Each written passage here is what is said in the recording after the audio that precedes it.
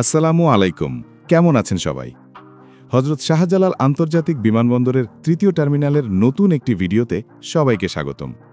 আশা করি সকলেই ভালো আছেন। নতুন এই টার্মিনালের মূল অবকাঠামো এখন সম্পূর্ণ দৃশ্যমান এবং আপনারা বহুবার দেখে ফেলেছেন। তাই আমাদের আজকের এই ভিডিওতে রোড সার্কুলেশন সম্পর্কে ধারণা দিব। তাই না টেনে পুরো ভিডিওটি দেখবেন। আশা করি ভিডিওটি আপনাদের সবার ভালো লাগবে। ঢাকার যে কোনো প্রান্ত থেকে সরাসরি এই তৃতীয় টার্মিনালে প্রবেশ করা যাবে, উত্তরের দিক থেকে হোক অথবা কুড়িল বিশ্ব রোডের দিক থেকে হোক। সব দিক থেকে সহজেই নতুন এই টার্মিনালে প্রবেশ করা যাবে। উত্তরার দিক থেকে আগত গাড়িগুলো এই ফ্লাইওভার ব্যবহার করে টার্মিনালের উপর তলায় অর্থাৎ ইন্টারন্যাশনাল ডিপার্চারে প্রবেশ করতে পারবে এবং এই অংশ দিয়ে নিচ তলায় ইন্টারন্যাশনাল অ্যারাইভালে প্রবেশ করা যাবে। এবং কুড়িল বিশ্ব রোডের দিক থেকে আসা যানবাহনগুলো এই দুটি সড়ক দিয়ে টার্মিনালের উপরতলায় ইন্টারন্যাশনাল ডিপার্চার এবং নিচতলায় ইন্টারন্যাশনাল অ্যারাইভালে যেতে পারবে।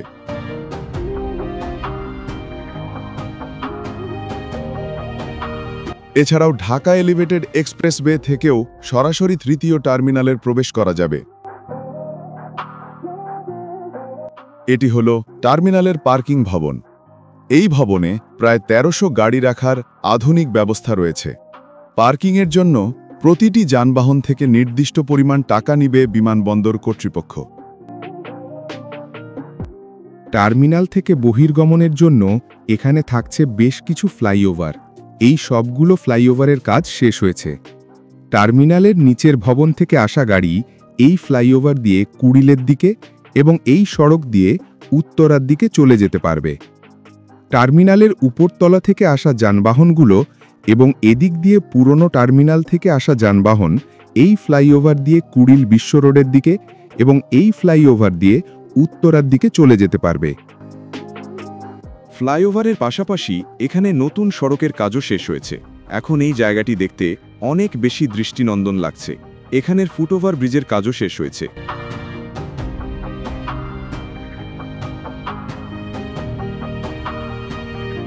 এই টার্মিনালের সঙ্গে সরাসরি যুক্ত হয়েছে এলিভেটেড এক্সপ্রেসওয়ে। এরই মধ্যে দৃশ্যমান হয়ে গেছে ডিজিটাল আন্ডারপাস নির্মাণ কাজ। এই প্রকল্প নিয়ে আমাদের একটি ডেডিকেটেড ভিডিও আছে, উপরে আই বাটনে ক্লিক করে দেখতে পারেন। এছাড়া ভবিষ্যতে মেট্রো রেল এবং বাস র্যাপিড ট্রানজিট বিআরটি সহ যোগাযোগের সব মাধ্যমের সঙ্গে যুক্ত থাকবে এই নতুন টার্মিনাল। এখানে তৈরি হয়েছে সুন্দর দুটি জলাধার। এই জলাধার উচ্চ শব্দের তরঙ্গ কমাতে সাহায্য করবে এবং এখান থেকে জরুরি মুহূর্তে পানীয় সংগ্রহ করা যাবে। ফলে কোনো ধরনের ঝামেলা ছাড়াই ঢাকার বিভিন্ন প্রান্ত থেকে সহজেই বিমানবন্দরে আসা যাওয়া করতে পারবেন যাত্রীরা। থার্ড টার্মিনাল হিসেবে পরিচিত পাওয়া নতুন এই টার্মিনালের মাধ্যমেই বাংলাদেশ সনাতনী ধরার বিমানবন্দর পরিষেবা থেকে বেরিয়ে আধুনিক বিমানবন্দর যুগে প্রবেশ করবে।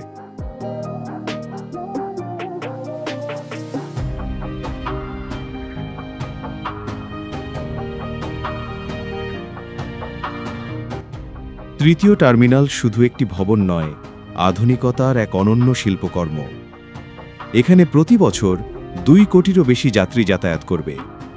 অটোমেটেড সিস্টেম আর দৃষ্টিনন্দন নকশায় ভর করে এটি হয়ে উঠবে পুরো দক্ষিণ এশিয়ার গর্ব। ঢাকার হযরত শাহজালাল আন্তর্জাতিক বিমানবন্দরের তৃতীয় টার্মিনাল, যেখানে স্বপ্ন নামবে আর সম্ভাবনা উড়াল দেবে।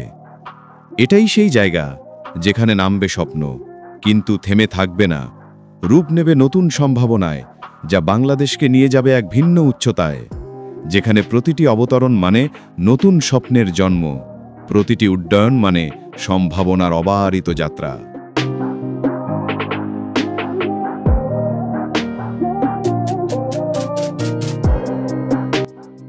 এবছরের শেষের দিকে মানুষের প্লেন যাতায়াতের জন্য উন্নত স্থাপত্য সৌন্দর্য ও প্রযুক্তির সর্বোত্তম ব্যবহারের এই উড়োজাহাজ সুবিধায় যুক্ত হচ্ছে, যা আগে উন্নত দেশের বিমানবন্দরে গেলে দেখা যেত।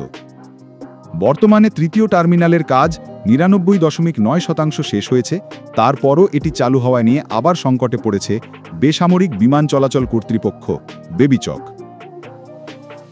সংশ্লিষ্ট সূত্র আমাদের জানিয়েছে, শেষ মুহূর্তে টার্মিনালের অপারেশনের জন্য নির্ধারিত জাপানি 6 প্রতিষ্ঠানের সঙ্গে চুক্তি নিয়ে অনিশ্চয়তায় এই সংকটে পড়ে বেবিচক।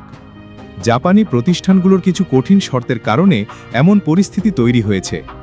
এ অবস্থায় বিকল্প কোম্পানির খোঁজ করছে বিমান মন্ত্রণালয়।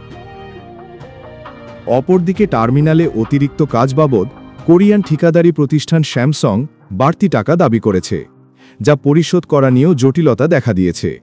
সব মিলিয়ে নির্ধারিত সময়ে টার্মিনালটি চালু হওয়া নিয়ে শঙ্কা দেখা দিয়েছে। এমন আরও বিভিন্ন কারণে টার্মিনালে স্থাপিত যন্ত্রপাতি অলস পড়ে থেকে মেয়াদ উত্তীর্ণ হচ্ছে এবং কিছু যন্ত্রাংশ কার্যকারিতা হারাচ্ছে। বর্তমানে হজরত শাহজালাল আন্তর্জাতিক বিমানবন্দরের প্রথম ও দ্বিতীয় টার্মিনালে দিনে 30টির বেশি উড়োজাহাজ সংস্থার 120 থেকে 130টি উড়োজাহাজ উড্ডয়ন ও অবতরণ করে। প্রতিদিন এসব উড়োজাহাজের প্রায় 20,000 যাত্রী বিমানবন্দরে 2টি টার্মিনাল ব্যবহার করেন। এই হিসেবে বছরে প্রায় 80 লাখ যাত্রীর সেবা দেওয়ার সুযোগ রয়েছে।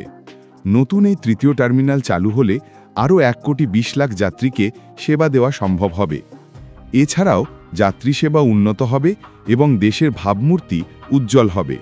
তাই আর বিড়ম্বনা না করে যত দ্রুত সম্ভব এই টার্মিনালটি চালু করা এখন অবধারিত হয়ে পড়েছে।